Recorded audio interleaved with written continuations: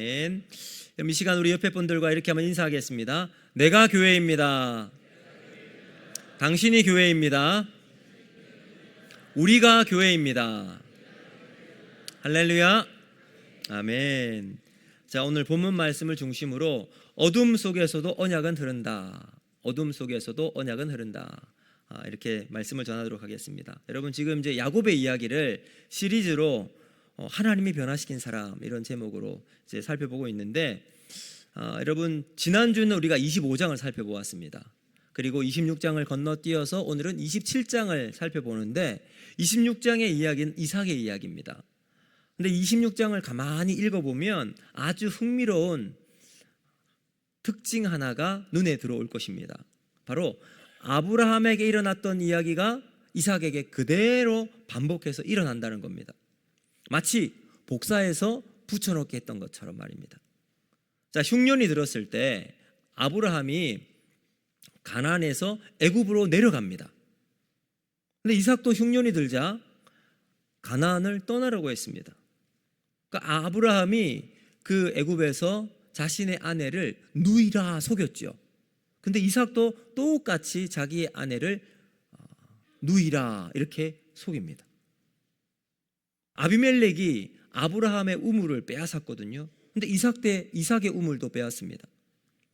근데 나중에 아비멜렉이 아브라함에게 찾아와요. 그리고는 하나님이 너와 함께 하심을 보았다라고 하면서 화친을 청하는데 똑같이 이삭에게도 이런 말을 합니다.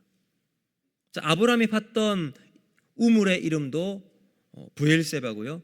이삭이 다시 팠던 우물도 브엘세바입니다. 아브라함의 서자 그러니까 이스마엘, 누구랑 결혼했냐면 이방 여인과 결혼을 했는데, 이삭의 큰아들 에서도 이방 여인과 결혼을 합니다. 자, 여러분, 이렇게 보면 평행법칙 아니에요? 우연이라고 할 수 있을까요? 거의 똑같은 사건과 이야기가 반복됩니다. 우연이라고 보기에는 너무나도 기가 막히죠. 근데 여기에 중요한 질문이 하나가 있습니다. 이 아브라함과 이삭의 집안의 이야기만 이렇게 반복이 될까요? 아니에요. 우리의 인생도 반복됩니다. 기쁨도 반복되고요, 슬픔도 반복이 됩니다. 후회도 반복되고 실수도 반복이 됩니다. 여러분, 우리 자식 때문에 속상했던 적 한 번씩은 다 있으시죠?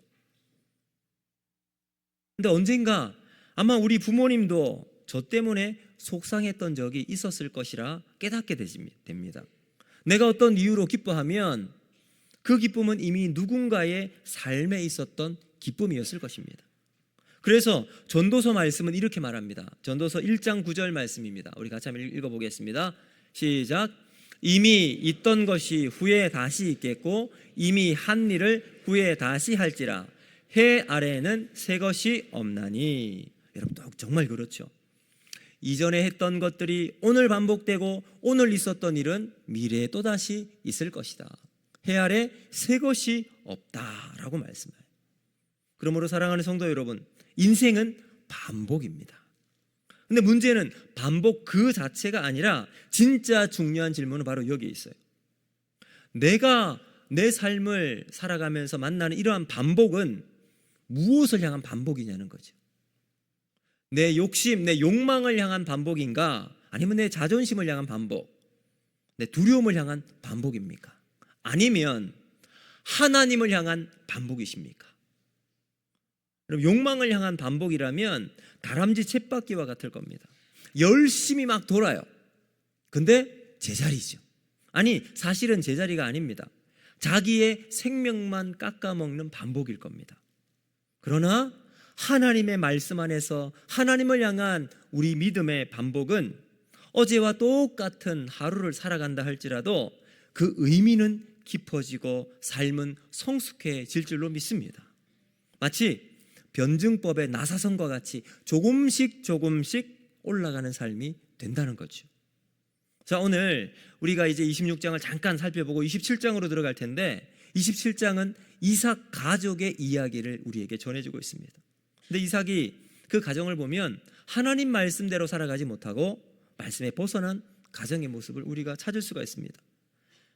그때 얼마나 큰 혼란과 상처가 생기는지 오늘 말씀을 통해 우리가 깨닫게 될 겁니다. 자, 그런데 동시에 그 어두움 속에서도 하나님은 하나님이 약속하신 언약을 포기하지 않으신다는 것을 분명하게 보여주고 있습니다. 그래서 오늘 이 말씀을 통해서 무너진 가정을 구경하는 것이 아니라 무너진 가정을 통해서라도 하나님께서 일하고 계심을, 멈추지 아니하시는 하나님을 보기 위해 이 자리에 함께 예배를 통해 만나게 될 것입니다. 여러분, 그래서 신앙이란 무엇인가? 세상의 한복판 속에서 여전히 일하시고 역사하시는 하나님의 손길을 갖는 것이라는 거죠. 그래서 오늘 저는 말씀을 통해 어두움 속에서도 언약은 흐른다라는 제목으로 두 가지로 여러분과 함께 말씀을 은혜로 나누고자 합니다. 첫 번째 우리가 살펴볼 것은 무엇이냐? 영안이 흐려지면 삶은 나 중심으로 움직인다는 거죠. 자, 우리 1절 말씀을 같이 한번 읽어보겠습니다. 1절 시작. 이삭이 나이가 많아 눈이 어두워 잘 보지 못하더니 맏아들 에서를 불러 이르되 내 아들아 하매 그가 이르되 내가 여기 있나이다 하니. 아멘. 자, 여러분, 이삭의 연대를 쭉 추적해 나가서 어느 때 나이가 어느 정도 되었는지 한번 살펴보면 오늘 본문의 사건은 이삭이 137세에 일어났다는 것을 알 수가 있습니다. 먼저 이삭은 40세에 결혼을 하고요, 70세에 쌍둥이 아들 에서와 야곱을 낳게 됩니다. 자, 이삭의 수명이 180세까지 삽니다. 자, 그런데 오늘 본문 1절 보면 이삭이 나이 많아 눈이 어두워 잘 보지 못하더니 라고 이야기하죠. 이 나이를 쭉 계산을 해보면 137세입니다. 137세, 물론 많은 나이입니다. 근데 이삭의 죽음이 180세라고 그랬잖아요. 근데 오늘 1절이 시작하면서 뭐라고 이야기하죠? 이삭이 나이 많아 눈이 어두워 잘 보지 못하더니. 근데 이삭의 죽음이 180세라고 했잖아요. 그러니까 137세, 180세, 아직 이삭은 43년이라는 시간을 더 살아야 합니다. 그런데 그런 이삭을 향해 오늘 1절은 특이한 구절을 사용하죠. 이삭이 나이 많아 눈이 어두워 잘 보지 못하더니. 자, 이 부분이 너무 중요한 겁니다. 성경에서 눈이 어둡다라고 하는 표현은 그냥 나이가 들어서 시력이 떨어지고 노환으로 눈이 침침해지는 것, 아니면 백내장이 끼어있는 그러한 과정을 이야기하는 것이 아닙니다. 성경에서 눈이 어두워졌다, 날이 어두워졌다, 밤이 되었다, 이런 표현들은 언제나 영적인 상태를 표현하는 것이라는 거죠. 여러분, 눈이 어두워지면 어떤 일이 벌어지게 될까요? 사물이 흐릿해집니다. 제가 어렸을 때 저희 어머니께서 바늘에 실을 넣으려고 하면 꼭 저를 불러요. 신성아 하고 불러요. 그럼 제가 예 하고 달려가요. 그러면 이 실을 탁 깨는데 기가 막히게 깼습니다. 여러 번 할 것도 아니고 한 번에 탁 꿰어서 어머니께 드렸습니다.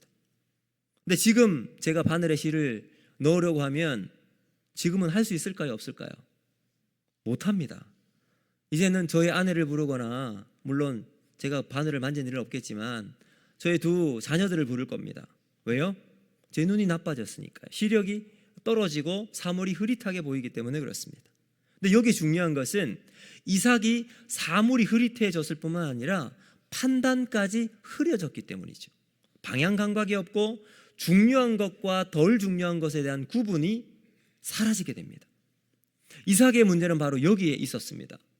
그는 눈만 어두워진 것이 아니라 그의 삶의 전체의 초점과 기준이 흐려지고 있었다는 점입니다. 그래서 오늘 본문 2절과 4절을 유심히 한번 보시길 바랍니다. 2절 같이 한번 보실까요? 시작. 이삭이 이르되 내가 이제 늙어 어느 날 죽는지 알지 못하니. 4절. 내가 즐기는 별미를 만들어 내게로 가져와서 먹게 하여 내가 죽기 전에 내 마음껏 내게 축복하게 하라. 아멘. 자, 여기 2절과 4절 이어지는 이삭의 이야기를 보면요, 히브리어 원문에는 특히 4절 같은 경우는 나라고 하는 단어가 5번이나 사용이 됩니다. 나를 위하여 내가 좋아하는 대로 나에게로 가져와 내가 먹고 내 영혼이, 이런 식으로 해서 5번 자신의 나에 대한 강조를 하고 있습니다. 자, 여러분 이 장면을 한번 상상해 보시길 바랍니다. 지금 이삭은 137세예요. 그는 이미 하나님을 깊이 경험한 아주 신앙의 베테랑입니다. 모리아 산에서 자기 아버지 아브라함의 이끌림을 받고 그곳에서 하나님께 제단으로 제물로 바쳐져 죽을 위기를 경험했던 사람이 바로 이삭이었습니다. 그리고 그 아버지 아브라함이 신앙의 길을 걸어가는 것을 눈으로 직접 경험했던 사람이 바로 이삭이지 않습니까? 그런데 지금 이 순간 이삭의 모습을 한번 보세요. 이삭의 관심사는 하나님의 언약이나 하나님의 은혜가 아니었습니다. 자신의 가정의 미래도 아니고 자녀들의 영적 방향도 아니었습니다. 이삭의 관심사는 뭐예요? 입맛이에요. 입맛. 내가 즐기는 별미. 온통 이삭의 관심사는 여기에 집중이 되어 있습니다. 결국 자기 자신이에요. 사랑하는 성도 여러분, 우리가 여기서 붙들어야 할 진리가 하나가 있습니다. 우리가 사람은 시간이 지나면 나이가 들게 마련입니다. 그렇다고 해서 나이가 든다고 해서 자동적으로 성숙해지지 않는다는 거죠. 나이는 저절로 들게 될지 모르지만 영적인 성숙은 훈련 없이는 오지 않습니다. 그래서 우리는 이렇게 말할 수 있을 겁니다. 나이가 들면 늙을 수는 있지만 모두가 어른이 되는 것은 아니라는 거죠. 그래서 노인과 어른은 구분이 필요합니다. 그러면 노인의 특징이 뭘까요? 노인은 자기가 중심이에요. 자기 입맛이 최우선이고요, 자기 기분이 제일 중요합니다. 그래서 자기 방식이 늘 옳아요. 그래서 고집을 부립니다. 다른 사람들 옆에 있으면 옆에 있는 사람들이 힘들어지죠. 근데 반면에 노인과 비교되는 성숙한 사람을 표현하는 어른의 특징은 뭘까요? 반대예요. 자기보다 남을 먼저 생각합니다.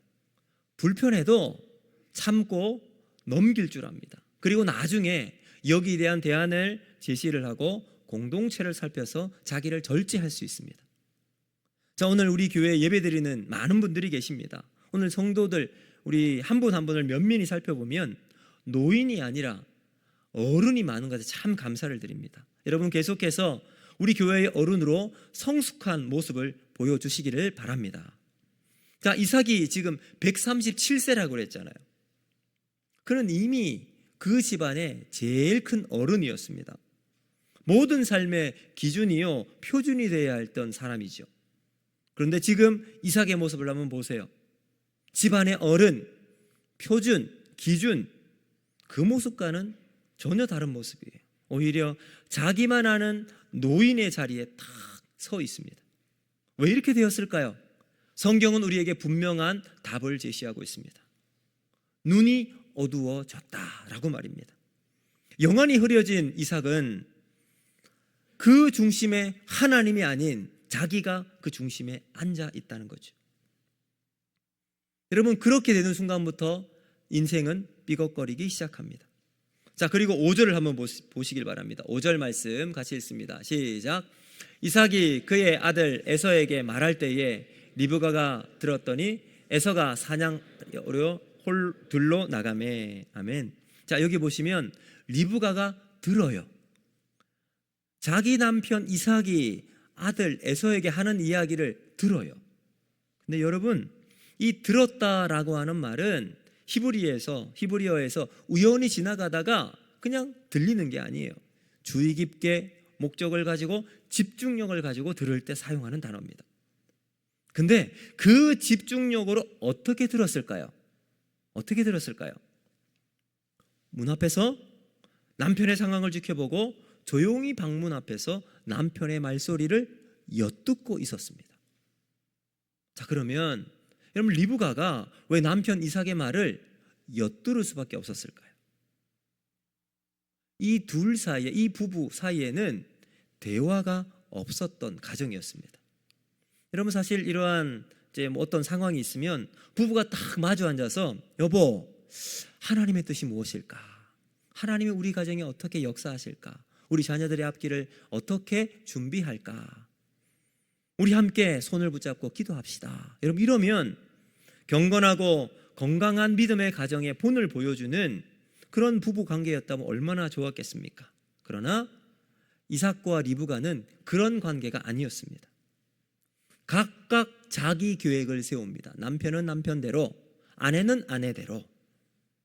그리고 각각 자기 편을 챙겨요. 그러니 서로 신뢰가 쌓이지 않습니다. 자, 여러분, 이러한 현상이 언제부터 생겼을까요? 하루아침에 이렇게 되진 않았을 겁니다. 결정적인 이유는 바로 영안이 흐려진 상태로 시간이 흘러 자기 안에 삶에 녹아서 고착화된 순간부터입니다. 그러다 보니까 내가 커지기 시작하는 거죠.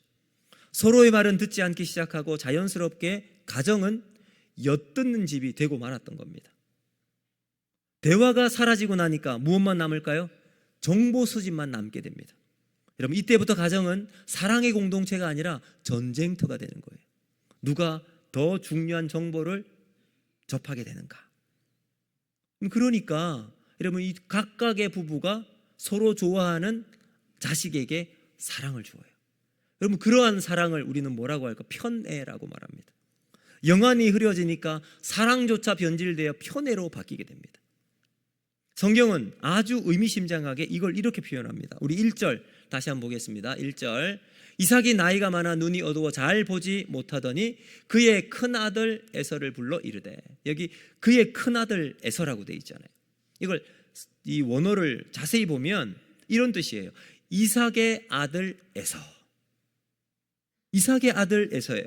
6절을 보세요. 6절도 리브가가 그의 아들 야곱에게 말하여 이르되, 그의 아들 야곱은 리브가의 아들 야곱이에요. 여러분, 같은 부모, 같은 집안인데 이미 아이들이 다 나눠져 있어요. 큰아들은 아빠 편, 작은 아들은 엄마 편. 편애가 들어오니까요, 이 가정은 관계선이 완전히 무너져 버립니다. 그럼 정상적인 가정을 보세요. 아버지, 어머니, 아들, 딸, 서로 연결선이 다 연결되어 있어요. 관계가 연결되어 있습니다. 그런데 편애가 들어오니까 아버지는 한 자식만 붙들고 어머니는 다른 자식만 붙들고 있습니다. 그 결과 어떤 일이 벌어질까요? 형제 사이가 원만한 관계가 불가능하죠. 형제는 더 이상 형제가 아니었습니다. 경쟁자가 되죠. 서로 이겨야 살아남는 관계가 되고 말았습니다. 자, 여러분, 성경에 이 마치 싸우는 대표적인 관계가 바로 야곱과 에서와 야곱 아닙니까? 이들의 싸움은 갑자기 어느 순간 뻥 터진 게 아닙니다. 원래부터 서로 안 맞고 문제가 있어서 생긴 것도 아니죠. 언제 생겼을까요? 부모의 편애가 형제의 적대감으로 자라나고 있는 거예요. 자, 그리고 그 모든 시작점이 어디서 출발했을까요? 이삭이 나이 많아 눈이 어두워입니다. 영안이 흐려지니까 가정의 관계도 무너지고 있습니다. 그러므로 사랑하는 성도 여러분, 영안이 열리시기를 바랍니다. 여러분, 영안이 어떻게 열리게 될까요? 우리 2026년 표를 한번 외쳐볼까요? 시작. 예배가 새로워지면 삶은 달라진다. 아멘. 여러분, 영안이 열리는 방법은 예배가 새로워질 때 우리의 영안이 열리게 될 줄로 믿습니다. 여러분, 이제 새벽에 노아 말씀을 잠깐 살펴보았습니다. 노아를 살펴보는데 영안이 열리는 그 핵심이 어디에 있는가? 창세기 6장 8절은 이렇게 말합니다. 6장 8절 시작. 그러나 노아는 여호와께 은혜를 입었더라. 아멘. 여러분, 영안이 열리는 비결은 하나님의 은혜가 우리 가운데 들어올 때 영안이 열리게 될 줄로 믿습니다. 그러니까요, 영안이 열리고 은혜를 받은 노아는 그 다음 6장 9절 이렇게 표현합니다. 시작. 이것이 노아의 족본이라. 노아는 의인이요 당대의 완전한 자라. 그는 하나님과 동행하였으며. 은혜가 있으니까 그 다음 어떻게 합니까? 하나님과 동행하게 되죠. 하나님과 동행하는 노아. 그리고 난 다음 창세기 6장 22절은 이렇게 이야기해요. 시작. 노아가 그와 같이 하여 하나님이 자기에게 명하신 대로 다 준행하였더라. 아멘. 자, 그러니까 여러분 지금 이런 관계예요. 은혜가 있고요, 하나님과 동행하고 그 다음 준행하고 있습니다. 영안이 열리는 비결이 바로 여기 있어요. 하나님의 은혜를 가지고 하나님과 동행하면 그 뜻대로 순종하며 살아가는, 그러면 세상의 기준이 아닌 하나님이 주신 시각으로 바라보게 되는 거예요. 이것이 영안이 열리는 겁니다. 자, 그런데 다시 이삭의 집안을 한번 보세요. 여긴 은혜가 없습니다. 은혜가 없는 이삭의 집안. 그래, 이삭이 잘못했네. 리브가도 잘한 게 없네. 이 집안은 그야말로 엉망진창이. 근데 오늘 설교의 목적은 이 집안을 정죄하기 위한 것이 아닙니다. 오늘 하나님이 우리에게 주신 더 깊은 메시지가 있습니다. 이것은 바로 영안이 흐려진 인간은 무너질 수 있지만 하나님의 언약은 흐려지지 않는다는 사실입니다. 이삭은 흐려져도 하나님은 흐려지지 않을 줄로 믿습니다. 사람은 중심을 잃어도 하나님은 중심을 잃지 않으시는 분이실 줄로 믿습니다. 여러분, 바로 이 지점에서 회복이 시작되는 거예요. 그래서 이제 두 번째, 오늘 설교의 주제입니다. 그러나 하나님은 인간의 실패보다 크신 분이십니다. 여기 중요한 게 바로 그러나예요. 그러나 오늘 본문을 찬찬히 한번 들여다보면 이 집안에 정상적인 사람 찾아보세요. 누가 있습니까? 이삭. 하나님의 언약을 맡은 족장임에도 불구하고 지금 영적 분별력이 흐려져서 초점, 관심사가 입맛이요. 입맛. 지금으로 따지면 맛집 음식 감별사, 이걸 직업으로 여겨도 무방할 것 같은. 그래서 이삭이 얘기하는 게 내가 즐기는 별미를 만들어 오라. 하나님의 뜻보다 당장 자신의 입맛에 맞는 음식을 만들어 오는 것, 이것이 더 중요한 관심사였던 사람입니다. 자, 그러면 리브가는 어떻습니까? 조급한 사람. 여러분, 사실 이 에서와 야곱과 에서가 태어나기 전에 하나님께서 나타나셔서 말씀하셨어요. 큰 자가 작은 자를 섬기리라. 그 말씀을 제일 먼저 들었던 사람이 리브가였습니다. 그렇다면 이런 상황이 있었을 때 자기 남편이 에서를 불러서 내가 너를 축복하겠다, 잡아와라, 음식을 만들어라 했을 때 왜 기다리지 못했을까요? 조급해서 여기에서 야, 이거 에서가 축복권을 다 가져가면 안 된다 라고 생각해서 하나님의 때를 신뢰하지 못합니다.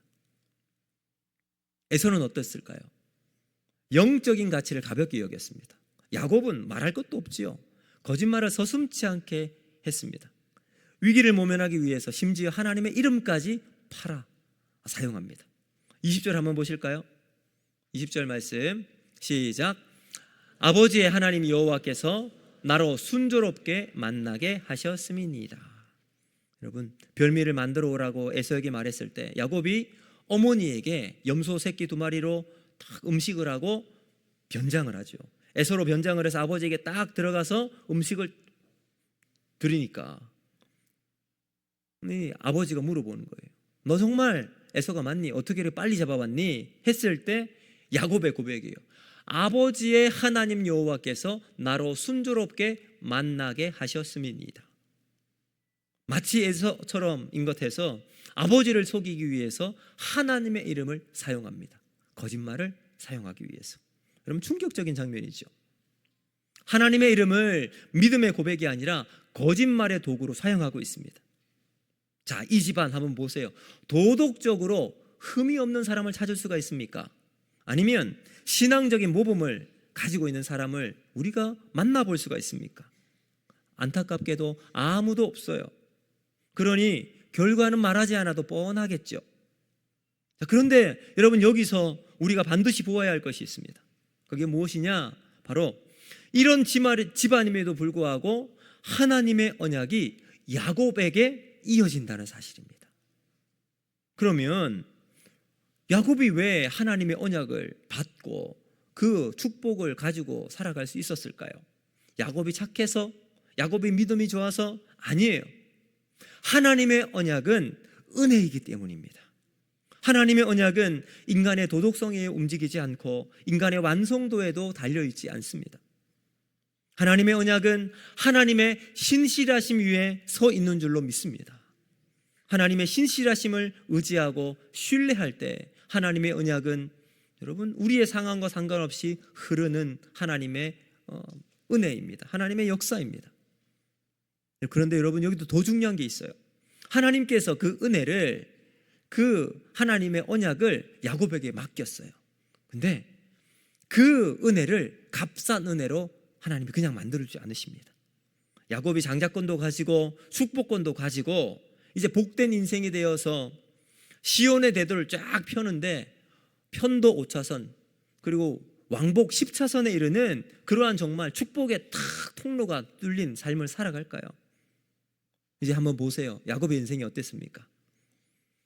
야곱의 인생은 이때로부터 전쟁 같은 하나님의 사랑이 막 시작됩니다. 도망자 인생이고요, 속임을 당하는 인생이고, 부서지고, 그리고 상실하는 인생이 바로 야곱입니다. 그리고 야곱이 이제 맨 마지막, 그의 인생의 마지막, 가나안에 있다가 아들 요셉이 있는 총리로 있는 이 애굽에 와서 바로왕 앞에서 자신의 인생을 이렇게 고백하죠. 창세기 47장 9절 말씀 우리 같이 한번 읽어보겠습니다. 시작. 야곱이 바로에게 아뢰되 내 나그네 길의 세월이 130년이니이다. 내 나이가 얼마 못되니 우리 조상의 나그네 길의 연조에 미치지 못하나 험악한 세월을 보내었나이다 하고. 아멘. 자, 여러분, 야곱이 자신의 인생을 쭉 살고 난 다음 고백했던 한마디 뭐예요? 험악한 세월을 보내었나이다. 야곱이 고백한 이 험악함이 저주의 인생이었을까요? 아니었습니다. 그 험악함 속에서 야곱이 이스라엘로 변화되었습니다. 하나님은 우리를 그냥 내버려 두시지 않으십니다. 우리가 도망을 가도 끝까지 추적하시는 하나님, 우리가 숨어도 우리를 마침내 찾아내시는 하나님이십니다. 우리가 무너져 있잖아요. 절망해 있잖아요. 근데 우리를 다시 일으켜 세우시는 하나님이신 줄로 믿습니다. 이게 하나님의 사랑입니다. 하나님은 집요한 사랑, 우격다짐의 사랑, 전쟁 같은 사랑입니다. 그리고 마침내 야곱이 깨닫지요. 복이 무엇인가? 험악한 세월을 보내었던 내 삶 속에 내 힘으로 살아갔던 그 모든 것들을 다 깨어 부수고 다시 그 외에 하나님의 언약과 하나님의 신실하심으로 세우실 하나님의 은혜, 이것이 복이라는 것을 깨닫게 되죠. 이런 복은 많이 갖는 것이 복이 아니라 하나님의 손길이 무엇인지 아는 것이 복인 줄로 믿습니다. 그래서 하나님은 야곱을 포기하지 않으신 것처럼 오늘 우리도 포기하지 않으실 줄로 믿습니다. 그래서 하나님은 야곱의 인생을 통해 우리에게 이렇게 말씀하십니다. 나는 너를 내 실패보다 더 크게 다루고 싶다. 사랑하는 성도 여러분, 오늘 이 말씀이 우리에게 주는 위로가 무엇일까요? 혹시 지금 여러분의 삶이 저 야곱의 인생처럼 엉망처럼 느껴지시는 분이 계십니까? 실수하고 후회가 많고 다시 돌아가고 싶지만 돌아갈 수 없는 자리까지 와 계신 분이 계십니까? 하지만 기억하시길 바랍니다. 하나님은 여전히 우리를 향한 언약을 붙잡고 계시는 하나님이시라는 겁니다. 우리의 실패보다 하나님의 은혜가 더 크신 하나님이심을 믿으시길 바랍니다. 그리고 그 하나님은 그 은혜로 우리를 덮어주기만 하시는 분이 아니시고 그 은혜로 우리를 다시 빚어주시는 하나님이십니다. 오늘도 그 하나님이 우리의 인생 가운데 전쟁 같은 사랑, 끊임없는 사랑, 끝까지 추적하시는 하나님의 사랑으로 우리 가운데 역사하시고 일하시는 하나님이신 줄로 믿습니다. 이제 말씀을 맺도록 하겠습니다. 사랑하는 성도 여러분, 야곱의 이야기는 결국 누가 옳았느냐, 누가 선했느냐 이 이야기가 아닙니다. 누가 도덕적으로 더 좋았느냐, 믿음이 더 좋은 이야기가 아니에요. 이 이야기는 하나님이 누구를 붙들고 있는가 이야기입니다. 야곱이 잘해서 붙든 것도 아니에요. 도망치다가 야곱이 붙들리잖아요. 깨어지다가 붙들리고 망가지다가 하나님이 붙든 사람이 야곱이에요. 그리고 그 하나님의 붙드심이 야곱의 인생을 바꾸어 놓았습니다. 그렇다면 우리 인생은 어떨까요? 우리도 하나님이 붙들어 주신 인생이 복된 인생이 될 줄로 믿습니다. 은혜로 붙들린 인생, 방향이 바꾸어지게 됩니다. 야곱에서 이스라엘로 바뀐 것처럼 말입니다. 여러분, 그 하나님의 붙들림을 받고 살아가는 저와 여러분이 되기를 주님 여러분 축복합니다. 그러면 우리의 삶이 달라지게 될 줄로 믿습니다. 오늘 우리의 삶이 험악하게 느껴질지라도 그 험악함 속에서 하나님이 우리를 붙들고 계시면 하나님이 우리를 빚고 계심을 믿으시길 바랍니다. 그래서 오늘 우리 가슴 속에 이 문장을 꼭 기억하시면 좋겠습니다. 하나님은 내 실패보다 하나님의 은혜가 크신 하나님이십니다. 그래서 이 믿음이 오늘 우리를 믿음의 걸음으로 다시 움직이게 만들고 내일을 향해 걸어나가는 발걸음이 되게 할 줄로 믿습니다. 왜요? 우리 주님이 우리를 끝까지 붙들고 계시기 때문입니다. 마침내 하나님이 원하시는 그 자리에 반드시 우리를 인도하실 줄로 믿습니다. 그러면 여러분, 우리 인생을 통해 날마다 우리가 해야 할 건 뭘까요? 하나님을 찬양하는 거예요. 하나님의 부르심 앞에 내가 오늘 그 자리에 서 있는 삶, 이 삶을 살아가는 저와 여러분이 되기를 주님의 이름으로 축복합니다. 오늘 말씀을